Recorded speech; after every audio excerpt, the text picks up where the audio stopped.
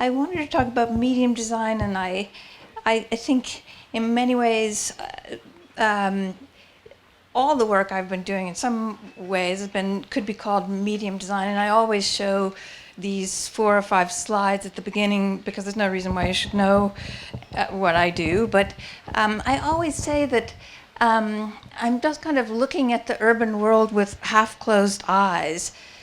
Yes, focusing on buildings with shapes and outlines, but also on the matrix of rules and relationships in which those buildings are suspended. And in the contemporary experience economy, the things I've studied that are in that matrix are, the repeatable formulas for spatial products, skyscrapers, malls, golf courses, resorts, franchises, parking lots, airports, free zones. And these almost infrastructural rules and relationships aren't like an infrastructure of pipes and wires under the ground, but more like an all too visible, enveloping urban medium or spatial technology, something like spatial operating systems for the city. And this technological matrix is arresting to me because of its wild mixtures of violence and candy-colored fairy tales, and because it's a secret weapon of stealthy political power, and because it's creating de facto forms of polity that are outpacing law, and because it's rapidly 3D printing a new layer of the Earth's crust. And this medium thinking or medium design is really a habit of mind that, of course, is ever present and practiced in many disciplines.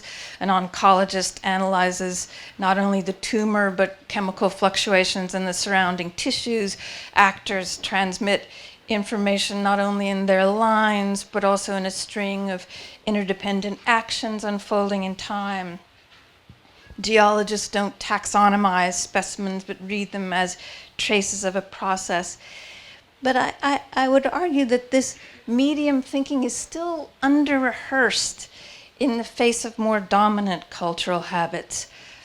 Culture is good at pointing to things and calling their name, but not so good at describing the relationships between things or the repertoires they enact. It privileges declarations, right answers, universals, telos, and elementary particles. It's captivated by circular logics and modernist scripts that celebrate freedom and transcendent newness, narrative arcs that are always bending towards a utopian or dystopian ultimate. And this collective habit of mind that looks for the one or the one and only is so often organized like a closed loop. And since that loop that only circulates compatible information can't abide contradiction, it lashes out with a binary fight when it's challenged. We have to be right. We will go to bed tonight thinking about the reasons why we are right. And favoring successive rather than coexistent thoughts or practices, the new right answer must kill the old right answer. We cry out with dramatic ideas about emancipation, even when one freedom robs another of its freedom. Smart is confused with new, empowered is confused with free. These are just sort of the hackneyed plots of our humanities. The binaries of war and chest-beating Westphalian sovereignty of nation remain in place as the darlings of history. Homo economicus is allowed to upstage and hold forth. The old sci-fi futurologies are continually brought out of mothballs, and the whole thing should build to a revolution or apocalyptic burnout. So with your permission, I wonder if we could think about this as really laughably habitual thought. This oscillating between loops and binaries makes a kind of unnecessarily violent culture that, having eliminated the very information it needs, is often banging away with the same blunt tools that are completely inadequate to address a perennial... completely inadequate to address perennial problems, contemporary chemistries of power. A bully is elected, a migration of refugees swells in number, a financial crisis makes properties worth less than nothing, an industrial disaster kills thousands, shorelines flood due to global warming. And in those cases, if economic and military templates of causation provide no explanation, if new technologies don't provide the solution, if some kind of deadening consensus surrounding laws, standards, or master plans provides no relief, it's as if little sense can be made of the problem. The smartest people on earth stand with hand to brow. Dissent, also adopting a binary, exists in the same world of enemies and innocents. And since the world's big bullies and bulletproof forms of power thrive in this oscillation between loop and binary, it's as if we've got nothing to counter them. Things like the orange one. We've only got more ways of fighting and being right and providing the rancor that nourishes their violence. So how do you drop through a trap door and engage the flip side of these logics? On that flip side, where nothing is new and nothing's right, there wouldn't be any dramatic manifestos, but maybe there's a chance to rehearse a habit of mind that's been eclipsed. And is something you would have to already know how to do, like you already know how to detect with those half-closed eyes a world at a different focal length, rather than only declarations and right answers and objects and determinations. You can detect that medium or matrix in which they are suspended, in which they change over time. And just as this medium thinking inverts that typical focus on object and field, maybe medium thinking and medium design can also invert some habitual approaches to aesthetics and politics and the mechanics of stubborn problems.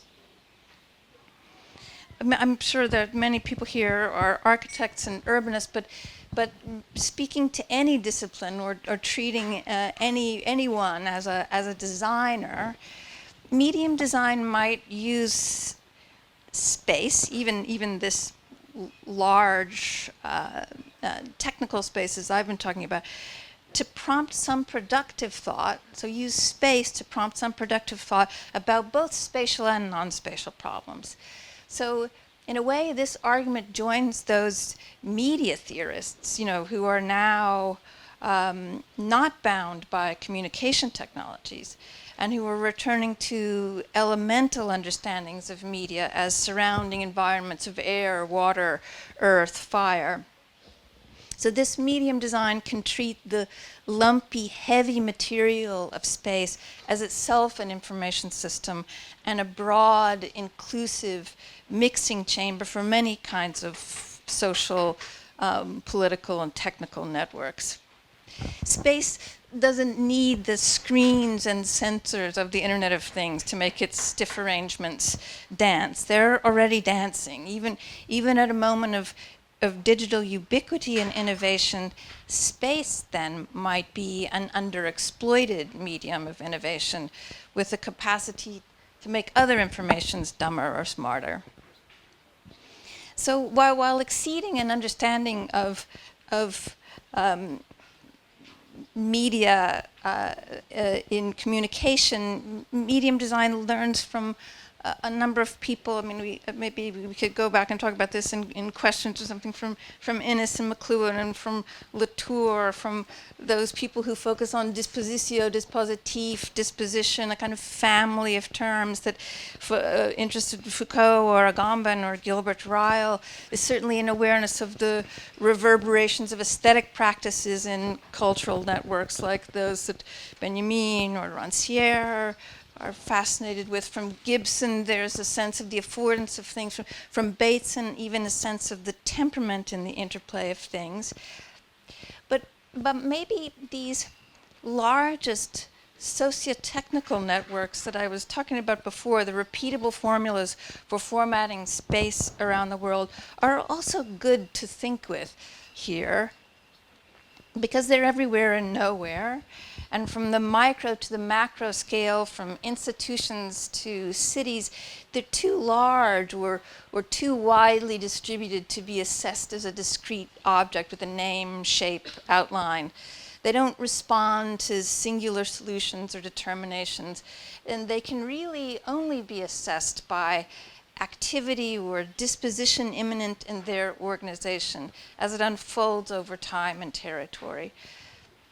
But in any context, large or small, designing the medium is managing the potentials and relationships between objects, the activity or disposition immanent in their organization. The disposition of an organization makes some things possible and some things impossible. Like a growth medium, it determines what will live or die. Like an operating system, it sets the rules of the game that link and activate the components of an organization. So on this flip side, it turns out that being right is a really, really bad idea. It's too weak. It doesn't work against gurus and totalitarian bullies. And maybe our histories and new dramatic futures and lubricated freedoms and emancipation don't make any sense. But then, however unlikely it may seem, medium design might discover political and aesthetic capacities, even a redoubled territory of operation in some unlikely places, in interplay, in indeterminacy, in failure, in heavy information, in discrepancy, and in latent temperament in organization. So maybe culture's spectacular failures, together with the underexploited powers of medium design, inspire an alternative way to register the design imagination, form making in another key or part of speech. We as designers are very good at making things with shapes and outlines, but medium design is less like making a thing and more like having your hands on the faders and dials and toggles of organization. It's the design of interdependencies and chemistries, chain reactions, ratchets. It benefits from an artistic curiosity about spatial wiring or about reagents in spatial mixtures, about designing not a single object but a platform for inflecting populations of objects or setting up relative potentials within them. So there would be, an artistic comfort with dynamic markers, with unfinished processes. The dispositions of space are manipulated then not with right answers, solutions, master plans, but with time-released active forms, multipliers, switches, an organ of interplay with extended temporal dimensions that allow them to unfold and remain in play. So maybe it would be this medium design or designing interplay would be something like playing pool, where it doesn't do any good to know one fixed sequence of shots. But being able to see a branching network of possibilities allows you to add more information to the table. In pool, you don't know the answer. You only know how. You know something about what to do next to respond to changing conditions over time with an organ of interplay. And so, to be talking about medium as something indeterminate is not to be talking about something that is vague or somehow unknowable, but something that is actually much more explicit and much more precise in time. This sounds contradictory, but it is indeterminate to be practical. And it would, there's a kind of nose-breathing reportage about how to play pool, and then there is playing pool. So what comes with this medium design and its intention to be practical is all the embarrassing things that come with being practical, with actually practicing, with actually engaging. So, how would you practically design an organ of interplay? for instance, usually in our design we can only add built material, but could you consider an interplay, if you could consider an interplay of spatial variables and therefore an ecology, could you consider an interplay that adjusts an ecology of building with its flows and its ebbs, where you could even think about putting the development machine into reverse or subtracting architecture. Here's a protocol which is looking at that idea in floodplains, or you could think about it in the same with distended suburbs. And I won't go into detail with this protocol, but it just imagines reverse engineering the mortgage that's been a multiplier of sprawl and even global environmental financial disaster. And it just simply considers that mortgage in groups, kind of deceptively simple, groups that are rated for complementary or counterbalancing attributes that reduce collective risk. And while it extends to groups, it's a little like other pairing exchanges, even like those that are used for finding kidney donors and things like that. With all of these protocols, anything can be gamed. This interplay could be dangerous or it could be productive. But if an interplay could have enough temporal dimension to react to changing conditions, would that give it some safeguard? Or more importantly, could it respond to the moment when it's politically outmaneuvered?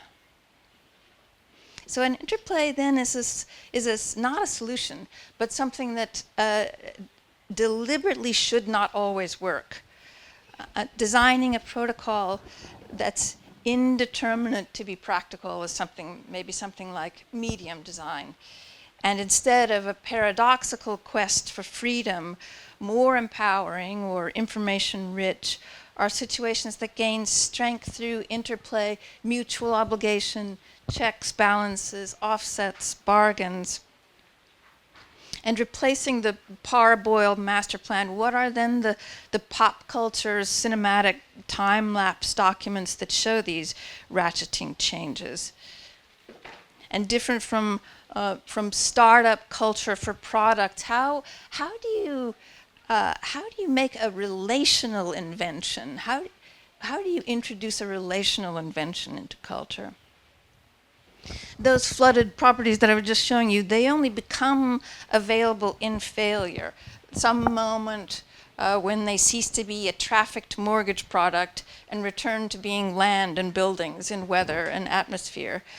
And while in a world of closed loops, organizations and institutions usually try to eliminate any contradiction or error, medium design works better when you multiply problems and use them to leaven and catalyze each other. It's something like Parando's paradox, which you may know, a kind of counterintuitive game theory that it pairs losing games. It says if you play separately losing games, you will, with a probability of losing, you will lose in each of those games. But if you alternate between losing games, something strange happens. There's a kind of strange ratcheting effect that works against the loss. I've lost my cursor here.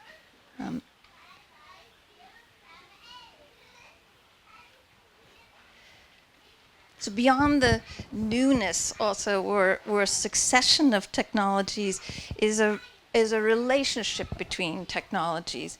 That field of failed or the field of the failed and the emergent is an ever-present wilderness that redoubles territory and materials for design ecologies. So even without digital devices, the heavy spatial information, as we were saying before, is dancing with potentials that are essential to innovation and governance.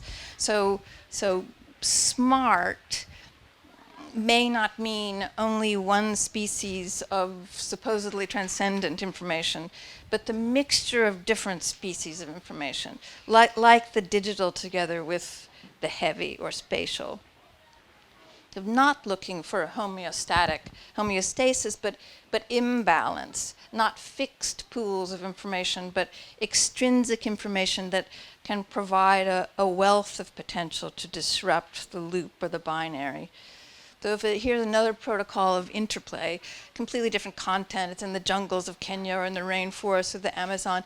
And we already know there's a strong relationship between roads and erasure of forest in those landscapes. And while roads are usually regarded as conduits of progress or opportunity or the means to deliver broadband or other infrastructures, in rural or wilderness areas, they can erase information that's immanent in cities and villages and landscapes. Again, if one's thinking of space as itself an information system, as Gregory Bateson would have said, kind of a man, a tree, and an axe as an information system. So this protocol thinks about an interplay between broadband, roads, and forest or jungle or sensitive landscape, saying it might be more productive to dial down roads, those gray lines, when dialing up broadband, the red radiating circle, to preserve farms and forests, which are sort of a green information system that might attract more resources for tourism or education. So digital and spatial platforms making each other more information rich or more information poor, changing a road as well as changing a bit of code to hack a telecommunications network. If medium design is a little bit like pool, then a game that's kind of surrounded by hustlers, it also has a currency in discrepancy. After focusing on disposition in organization, I think it's easier to see the difference between what an organization is saying and what it is doing, how organizations decouple their message from their underlying activity. So to address and manipulate medium, it's almost as if you have to cultivate a capacity to see in a split screen, to separate nominative from active and dispositional. Or I always think it's sort of like that you develop something like a canine mind, where you hear your humans saying words in some language like good girl, but those things would never, if you're a dog, you would never comprehend those things in the absence of 1,000 other affective cues. How close you are to the door of the dog bowl, or whether you have a leash in your hand, or if you're angry. So in this split screen, sort of turning the sound down on all the declarations that bombard us, you detect, on one side of the screen, like for instance, if one's thinking about socio-technical organizations, whether they're railroads, hydroelectric networks, or blockchains, like this is Ethereum thing, you always hear a script about decentralization and freedom. While quite frequently the real disposition of the organization is concentrating power and authority or proclaiming some kind of universal ambition. Or the smart city maintains the shine of the new even when it centralizes information in ways that violate privacy, even if the network is primitive and crude in disposition. Or a social media network that purports to be information rich, filters its data through a dumb binary of likes and dislikes. A global network of Dubai-style zone cities, like the ones I often study, facilitates not its storied free trade, but manipulated trade. A centralizing power espouses a populist message. The world's superbugs and bulletproof forms of power, they're all masters of monistic demagoguery, binary, head-on brutality. They will hit you back and forth and back and forth. They will counterpunch back and forth. But they're also masters of the split screen, like the confidence man. They know what lies do, how lies work.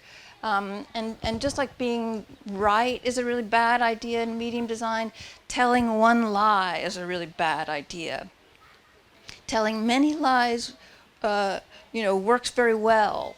one lie calls for reconciliation and truth, but many lies creates a kind of Teflon on which rationality can slip and slide, unburdened by truth, running rings around earnest declarations. The superbugs know how to make the lies dance and fascinate. They're everywhere. They're animated in color. They lubricate. They insulate.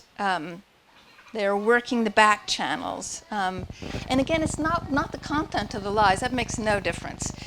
But it's how they bounce, or that's what's important. So try one. The superbugs then become pure medium. Activity divorced from content or meaning. So putting a few things together, if you're thinking about a kind of interplay, about interdependence, about failure, about heavy information and discrepancy together, like here's, the typical super saturated story about automated vehicles that are touted to be the means to perfect driving, reduce emissions, increase productivity. But everybody knows, in the embrace of this new technology, there is a boomerang effect.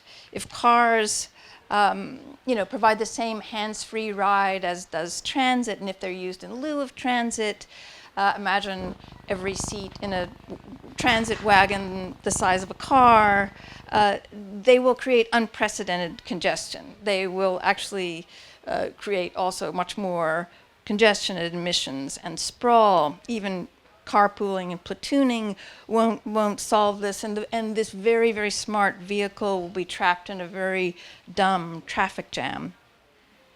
So, but with our usual habitual thought, then the remedy of that boomerang effect is to look for a solution in a new emergent technology, futuristic flying cars or something like that. But is it whether I'm holding it? Move backwards. Okay. Okay. We'll try that. But instead of thinking of the new technology that will replace the old, what if it's not about a new technology, but about what is refreshing might be just the relationship between technologies, to rewire the network with some even with a spatial variable, a spatial information system, even a physical architectural volume that acts like a switch when placed between transportation technologies. So this is a protocol for a switch that's an intermodal node for upshifting and downshifting into transportation of different capacities. And in our studies, it ends up looking like it might be a really good way of organizing the maintenance and innovation and investment, maybe even the liability associated with a shifting transportation ecology. So something like designing that switch, that would be sort of like medium design. But then if you really wanted to do it, if you really wanted to do it, you wanted to reduce emissions, you wanted to reduce sprawl while kind of increasing this ridership in transit and AVs. You would also have to have the stomach for the spin, the sort of sneaky storytelling, the soft focus ads that portray the seduction of switching. So could you find a kind of terra incognita in this trick with all too familiar ingredients? So while I was saying that this medium design is kind of bored with rhetorical and more interested in the practical, any design that has any hope of affecting change would manipulate an organization as well as some instrumental narrative that attends it, with moves that are sneakier and more politically agile. It may be a dissonant story that, however non-physical, has physical consequences.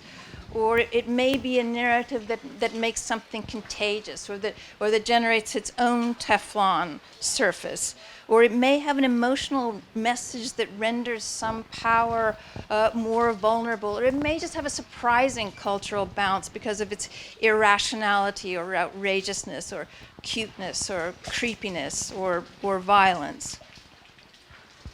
So as is probably clear, to observe organizations in that kind of canine split screen, not only the stories and lies on one side, and the organizations on the other, like loops and binaries.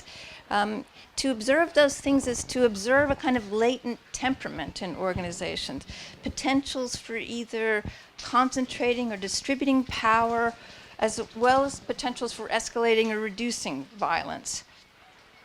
Like in the free zones that I study, they sort of almost graphically model culture's violent tendency to form closed loops that only circulate compatible information and expel any inconvenient people or circumstances or challengers. In the zone, it's usually the worker that's on that losing end. And the violence in that environment, ironically, to talk about discrepancies, ironically saturated with best practice acronyms and bullet-pointed lists and mandalas and motivational aphorisms, but they're only used to inoculate power against change. Again, kind of continually closing the loop, the house always winning, and then squaring off in a binary against the worker. But punctuating events like crises, competitions, victories, defeats, they're the things that usually capture the attention of our most familiar cultural narratives. But in medium design, this focus on disposition doesn't happen because it's ever present as a latent temperament. Just like glass doesn't have to break to be brittle, dispositional qualities are changing and unfolding. And in the Rana Plaza collapse, which we all know about, there was an event. And if an unsafe factory collapses or burns, there's an event to mark that violence. But in countless factories or industrial parks or landscapes, like I'm sure many of you study, those that don't happen to buckle under the weight of their own denial, there is no event or drawn sword. Sometimes there's only a constant aggressions of blatant, imbalanced power dynamics.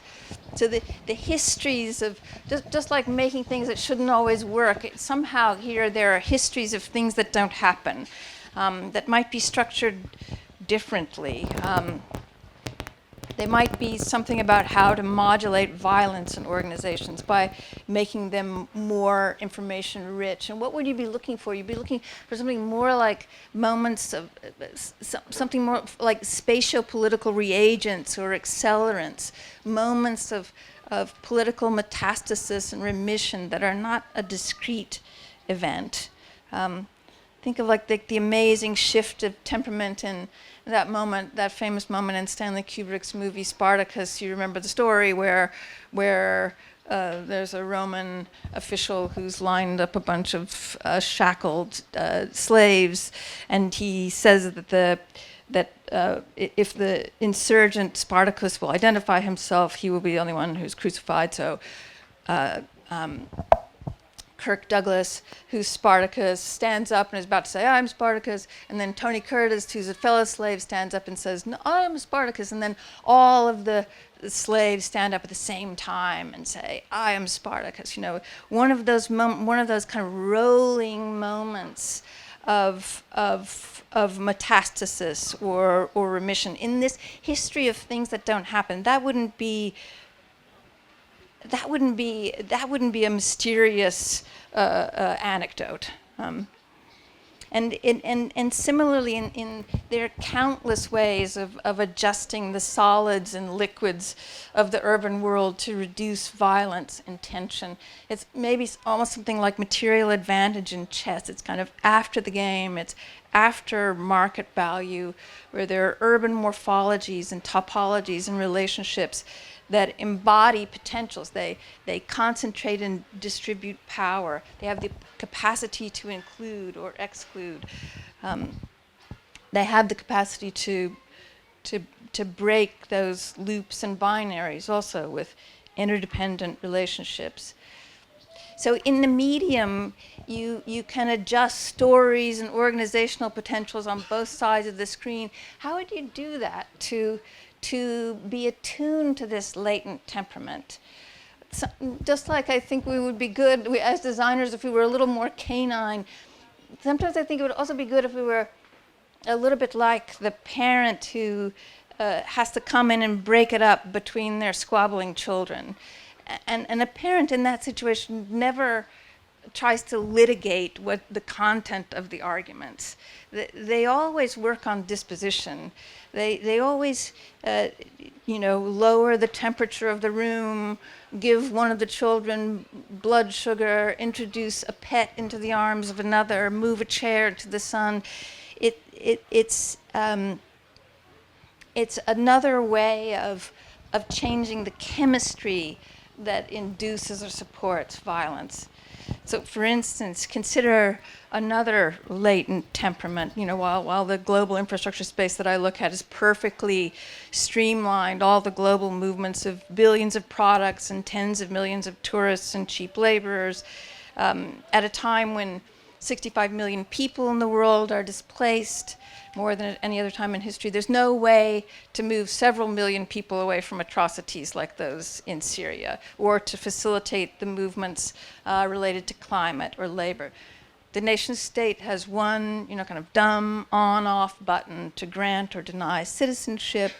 Again, the closed loop lashes out with a binary, this time against the immigrant. And all the ingenuity to develop free trade and stuff like that is strangely absent.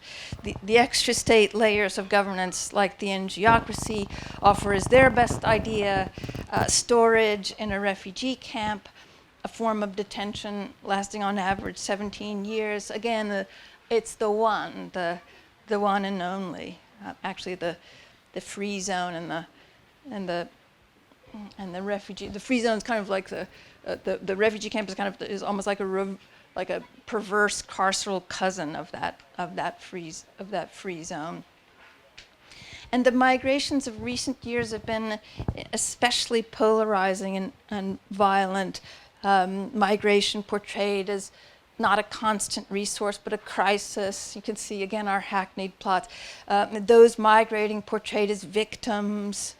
Or the other in a binary opposition to right-wing xenophobic sentiments. And while there might be an artistic familiarity with the portrayal of victimhood, what if you just wanted to alter the temperament and dispositional potential of the organization by moving away from the sharp end of the conflict and working on some remote switches in the larger network? So countering the violence of loop and binary, could you work on the medium to multiply those one-to-one exchanges that have often supported some of the most successful migration? If you could do that, dispositionally and temperamentally, you might move from something like the one, the loop, the binary, to the one-to-one and the many. So many happens to be the name also of an online platform that I've been working on. It just was shown at the Venice Biennale. And it's designed to facilitate migration through an exchange of needs.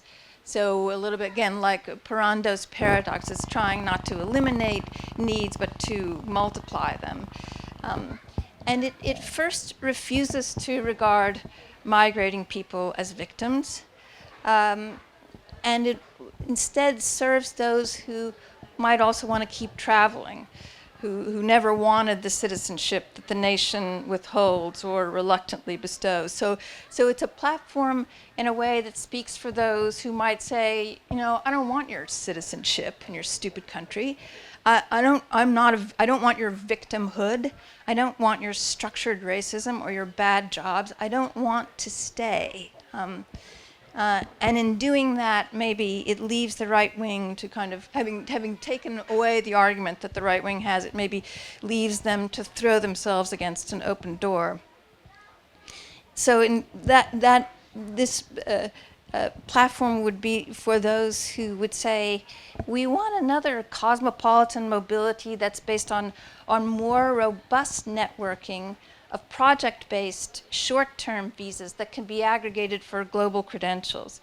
So it's asking sort of, could there be a global form of matchmaking between the sideline talents and needs of migrating individuals and a multitude of needs around the world? So again, no haves and have-nots, no elimination of problems, as with Parando's paradox. Needs and problems are the assets.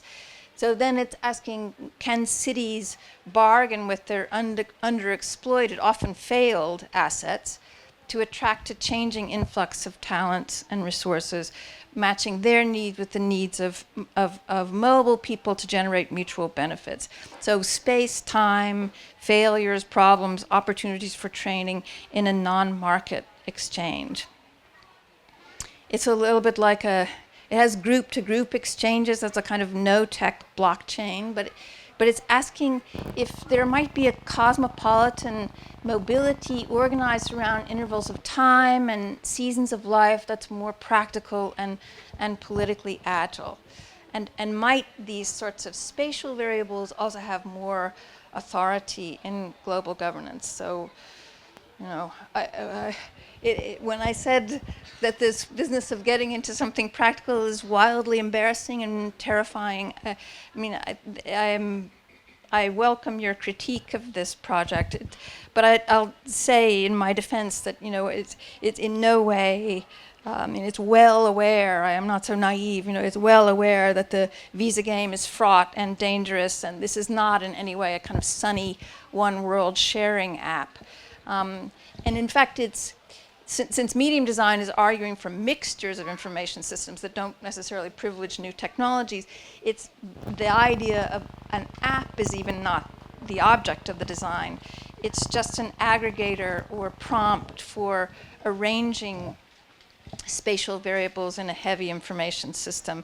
It's kind of low tech, like a bulletin board. And the more heterogeneous, the more trustworthy. There's a kind of a language of trust that develops based a little bit on Fluxus member Jurgis Matunas' spell your name with these objects, or Paul Elemen's typographies, or hobo code, or cuneiform.